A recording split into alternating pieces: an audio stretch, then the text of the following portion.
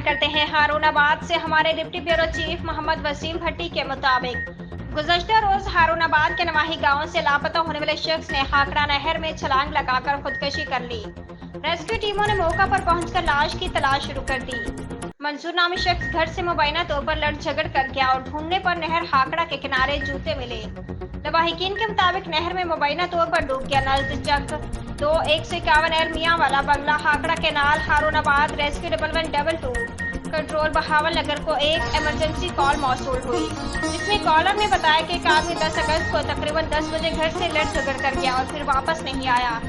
ڈھونڈنے پر پتہ چلا کہ ہاکڑا کے کنارے اس کے جوتے ملے ہیں۔ لواحقین کے مطابق اس نے ہاکڑا نہر میں چھلانگ لگا دی ہے۔